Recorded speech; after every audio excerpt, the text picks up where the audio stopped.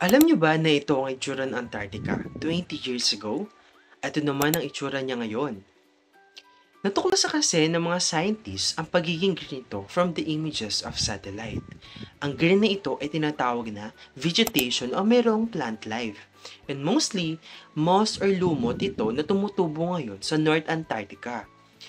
And you know, this is very alarming dahil senyales ito na lalong umiinit ang temperatura sa Antarctica. Noong 1986, 0.4 square miles ang green nito o ang vegetation. Pero noong 2021, 5 square miles of vegetation na ang meron nito. That's almost 30 times na laki ng Vatican City. Anong dahilan nito? Global warming and climate change. Documented results of climate change, past and present. Scientists have geological evidence of the consequences of a long-ago climate change. Modern-day phenomena such as retreating glaciers and melting polar ice cause a continual rise in sea level. Meanwhile, changes in climate can negatively affect organisms. Geological climate change. A long time ago, about 251 million years ago, there was a big event called the Permian extinction o yung tinatawag na Great Dying. Nangyari ito noong ang Earth ay nakaranas ng sobrang init na panahon at isa ito sa 3 hottest times in its history. During this time, maraming plants and animals ang hindi kaya mag-survive dahil sa grabing pabago-bagong panahon nito. Scientists think about 70 out of every 100 land animals and plants disappeared, and about 84 out of every 100 ocean animals also went extinct. That means, wala na sila forever. At ang mga organisms, like animals and plants that live in warm, wet places, kagaya ng tropical rainforests, sobrang nag-struggle sila to live kasi they were used to a lot of rain and warm temperatures. But when things change, hindi sila nakapag-adapt agad sa environment kaya sila namatay.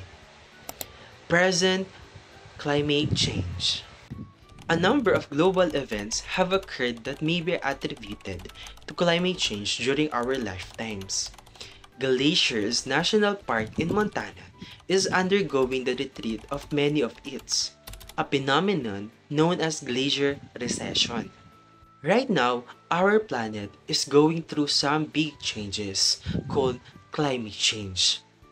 Isang halimbawa na nangyayari sa Glacier National Park in Montana na kung saan maraming glaciers na malaki at nagyayelong ilog ang natutunaw na.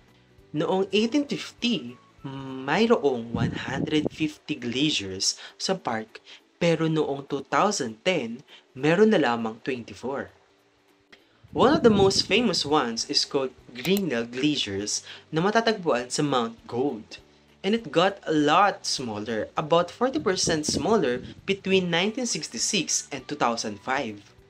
Pero hindi lang sa Montana nangyayari ang mga ito.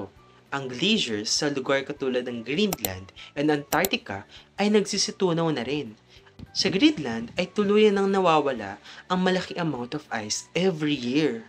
At sa Arctic, the ice there is getting thinner and smaller. All this melting ice can lead to rising sea levels, which can cause problems for people and animals living near the coast. On average, the sea level is rising about 1.8 millimeters per year, but between 1993 and 2010, it was rising even faster, between 2.9 and 3.4 millimeters each year. There are different things that can change how much water is in the oceans. For example, kapag uminit ang mga glaciers, polar ice caps, frozen rivers, lakes, and seas, at nagiging tubig, ito ay nakakadagdag ng space or ng volume sa dagat, kaya tumataas din ang sea level. Climate change is not just affecting ice and water.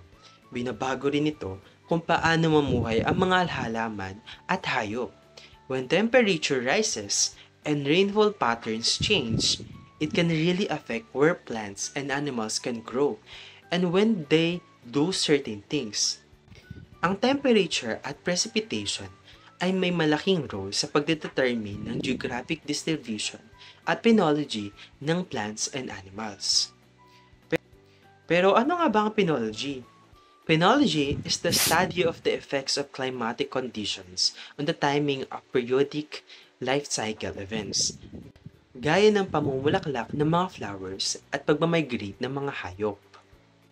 Isa pang halimbawa, scientists found that in Great Britain, there are 385 types of plants are blooming about 4.5 days earlier than they did 40 years ago. This means that they are opening their flowers sooner in the year. Ibig sabihin lang nito, evident talaga ang climate change dahil napaaga ang pag-bloom ng mga flowers compared to 40 years ago. Plants that need help from insects like bees o tinatawag nating insect-pollinated species are more likely to bloom earlier than those that don't need help from the wind-pollinated species or napopollinate galing sa hangin.